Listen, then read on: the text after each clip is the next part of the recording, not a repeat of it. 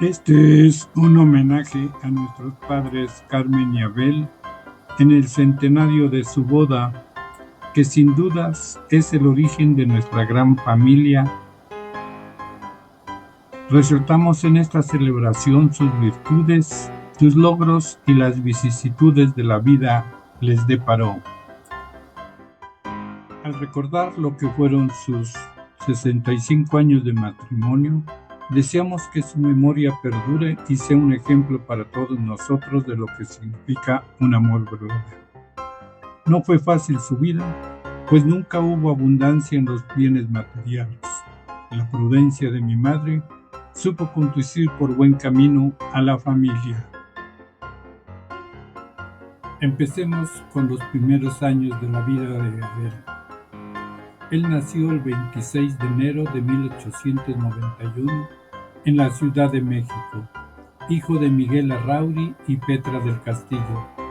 En esa época, la ciudad lucía como en esta imagen de la calle de Plateros, hoy Francisco I. Madero. En 1896, a la edad de 5 años, fue inscrito en la escuelita para párvulos que sostenía la misión en México de la Iglesia Presbiteriana. Ese mismo año nació su hermana Elena. En la foto se aprecia a la niñera, como entonces se les denominaba, atendiendo a los niños, como sin duda era mi papá. 2 años más tarde fue inscrito en la escuela oficial número 55 que dirigía el profesor Lorenzo Rebollo, donde cursó del primero al sexto grado de la instrucción primaria elemental. La foto muestra una escuela típica como a la que acudía mi papá. El cambio de siglo sorprendió a la ciudad con nuevo alumbrado, y en la familia de mi papá se celebraba el nacimiento de mi tía Lucía. Esta foto muestra que ya desde entonces a ciertas horas el transporte se saturaba. La calle de Fernández Leal, en el barrio de La Conchita en Coyoacán, en 1901, lucía así. Para entonces, esta vía llevaba el nombre de Hidalgo. Ese año nació mi tía Micaela. En 1904, al cumplir 13 años, culmina su instrucción primaria. Ignoro qué fue lo que hizo después, pero sin duda recorría las calles de la ciudad y la Alameda, que entonces tenía este aspecto. En 1906, después de una desobediencia, su padre, como castigo, lo envía al batallón de zapadores, escuela militar que formaba cuadros a nivel de tropa. 6 meses más tarde, en noviembre de 1906, por consejo del coronel, dada la instrucción que tenía y el buen comportamiento que había observado, solicitó su pase de ingreso a la Escuela Militar de Aspirantes de reciente creación, ubicada en la población de Tlalpan, en la cual hizo los estudios de oficial táctico en 2 años. En 1908, año en el que nació su hermana Paz, él se graduó con el grado de subteniente, integrándose al ejército el 1 de enero de 1909. Por ese entonces, el centro de Coyoacán lucía así. En 1909, mi padre fue enviado a Chihuahua, donde Pancho Villa era perseguido por bandolero. Viajó ya con el grado de teniente. La ciudad norteña mostraba este aspecto en esa época. Las fiestas del centenario se festejaron con gran boato. Una nueva reelección de Porfirio Díaz había acelerado las protestas y olía a rebelión.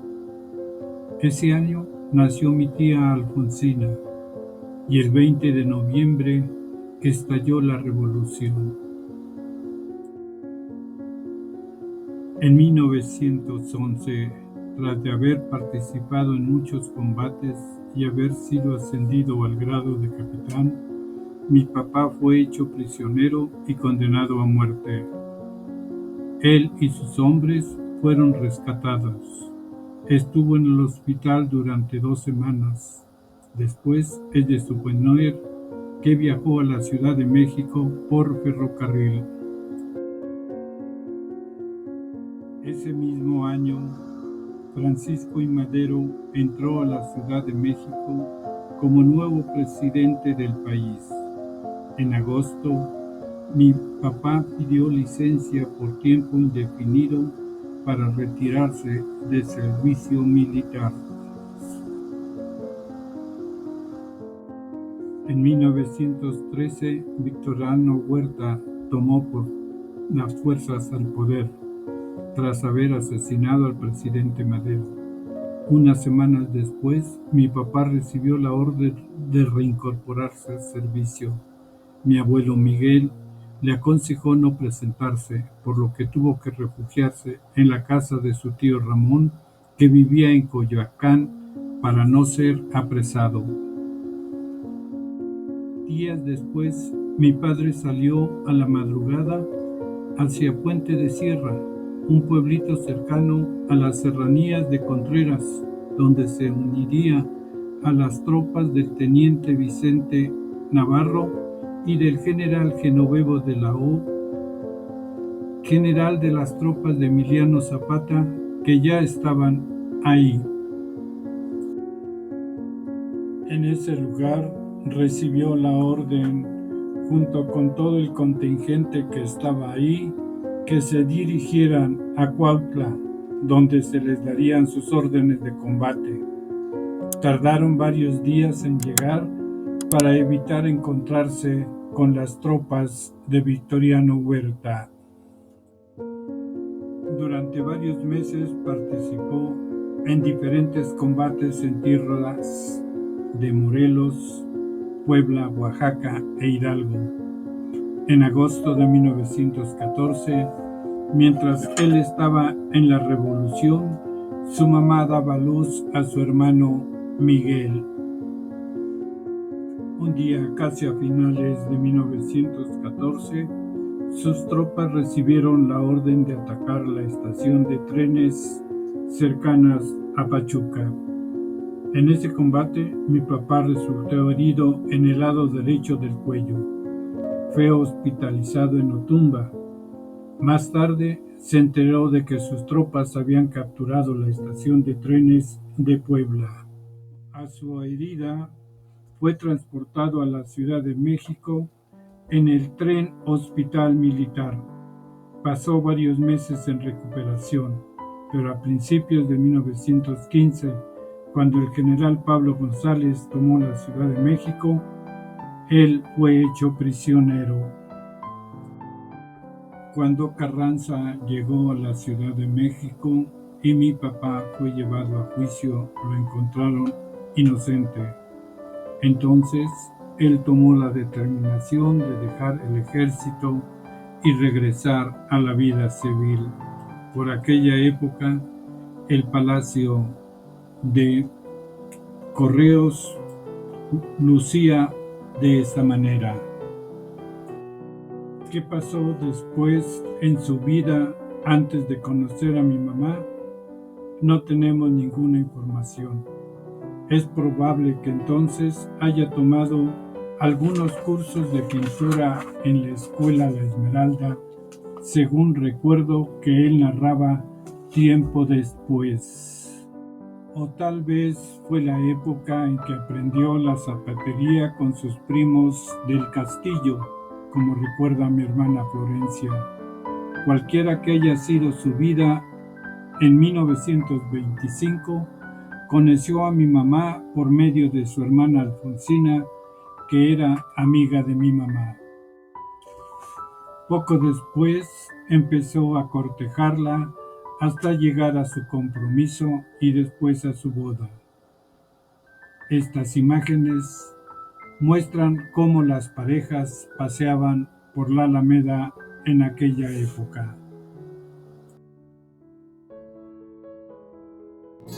Pasemos ahora a los primeros años de mi mamá. En las imágenes que vamos a ver, no siempre aparece ella, pero deseo que en la narración que he preparado aparezca su recuerdo. Nació el 24 de octubre de 1907 en una casa cuya dirección exacta no la pude investigar, pero sí sé que estaba cercana al Zócalo de la Ciudad de México, en donde por aquellas fechas circulaban estos trenes. Sus padres fueron Fernando Torruella y Carmen Hernández, de quien no tenemos mayor información, pues para 1910 mi abuelo se había casado con la señorita Ana María Ramírez, a quien siempre llamamos Mamá Anita y reconocimos como abuela.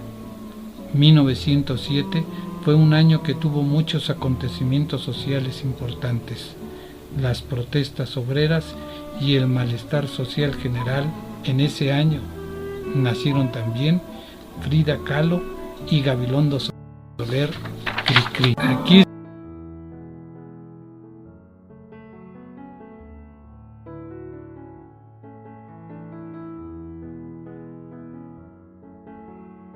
está mi mamá cuando cumplió 2 años. Esta foto se la dedicó a su tía Carmen y a sus primos Alfredo, Rosa y Anita.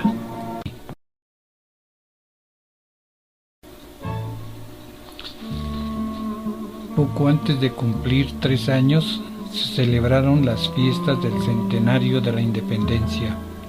El 16 de septiembre, el Paseo de la Reforma lució así. Puede verse la estatua del caballito al inicio de la avenida.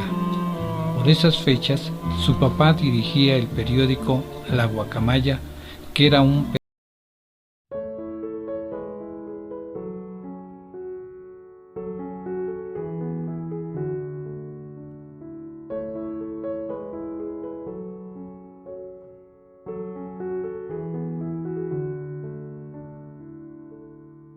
Miguel.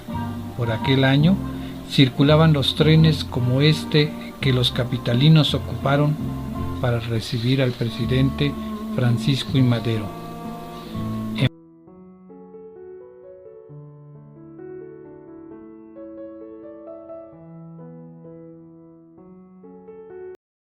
En febrero de 1913, cuando tenía 5 años y 3 meses, se dieron los tristes acontecimientos de la decena trágica. Ella nos platicaba que después de cada batalla, junto con su hermana Margarita y otros niños, salían a la calle a recoger los casquillos de las balas. En ese año también nació su hermano Fausto.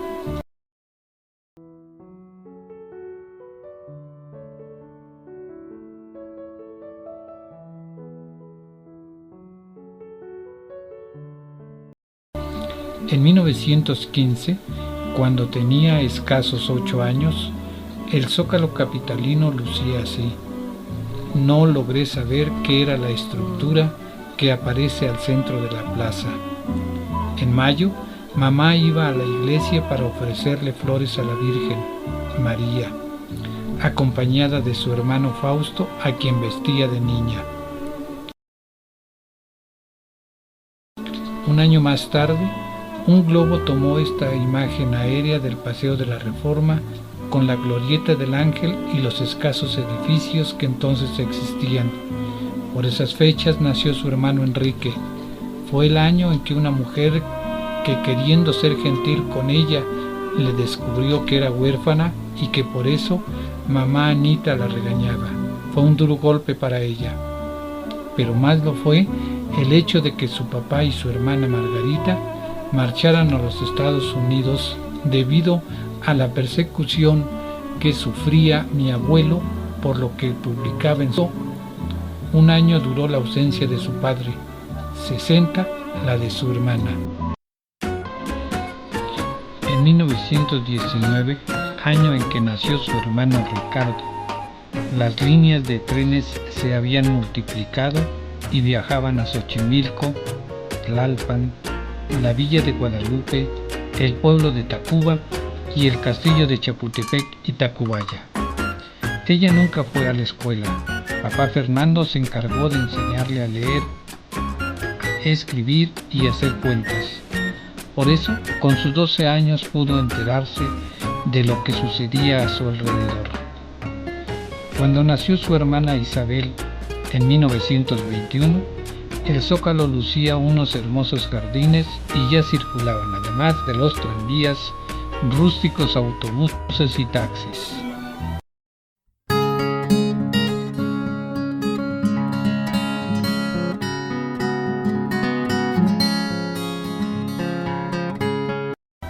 Al cumplir sus 15 años, hecha ya una joven agraciada y dulce, vio cómo el Zócalo se transformaba y perdía sus árboles, quedando solo los jardines y las estatuas, no sé qué fin hayan tenido.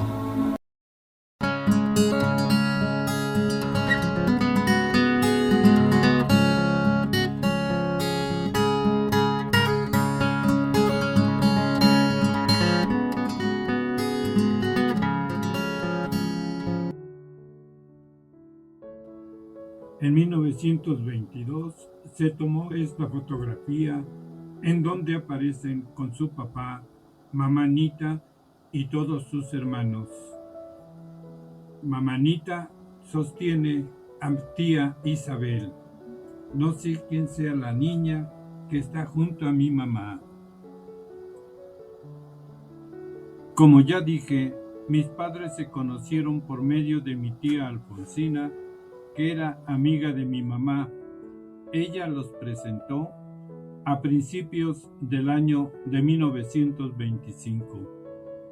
Y en diciembre de ese mismo año, mi papá recibió esta carta que a la letra dice: apreciable amigo, contestado su grata del 15 del actual, en la que me manifiesta que desea tener una entrevista conmigo y mi esposa, le digo que si a usted le parece, nos veamos en esta su casa el sábado 19 después de las 6 de la tarde. Reitero a usted las seguridades de mi particular estimación. Firma Fernando P. Torruella. En febrero de 1926, mi papá le envió esta postal en la que le manifiesta que esperaba que pronto vieran juntos el original de la fotografía. La ausencia de timbres postales me hace pensar que se le entregó en propia mano y no porque él anduviera por Pachuca.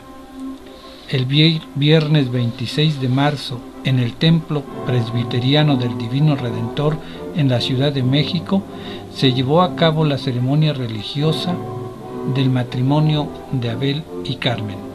Ella lució este sencillo atuendo con la moda de esos tiempos. Él, un sobrio traje gris.